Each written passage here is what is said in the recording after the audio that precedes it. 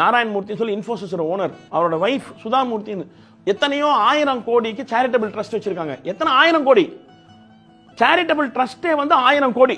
அதுல இருந்து வர பணத்தை சேரிட்டி பண்றாங்க.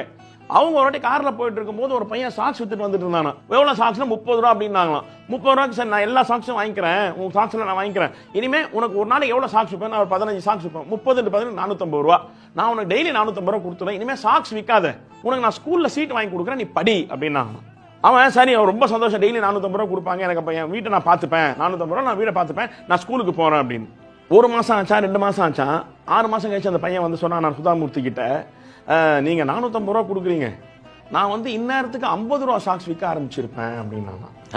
50 ரூபா சாக்ஸ் விற்க ஆரம்பிச்சு நீங்க 30 ரூபா சாக்ஸ் தான் பணம் கொடுத்தீங்க, இப்ப 6 மாசம் ஆயிடுச்சு, இப்ப நான் 50 ரூபா 100 ரூபா சாக்ஸ் வித்திருப்பேனே அப்படின்னா. அன்னைக்கு சுதாமூர்த்தி நினைச்சாங்களாம், நல்லது பண்ணும்போது கூட ஏதாவது ஒரு எக்ஸிட் கிளாஸ் வச்சு தான் நல்லது பண்ணணும், எப்பவுமே கிடைக்கும்ன்ற மாதிரி இருந்தா ஜனங்களோட புத்தி இப்படிதான் ஆகும்.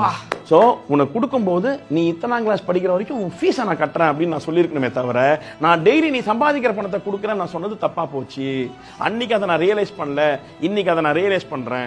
தானம் கூட எப்போ தேவையோ எவ்வளவு தேவையோ அவ்வளவுதான் தானம் பண்ணணும்.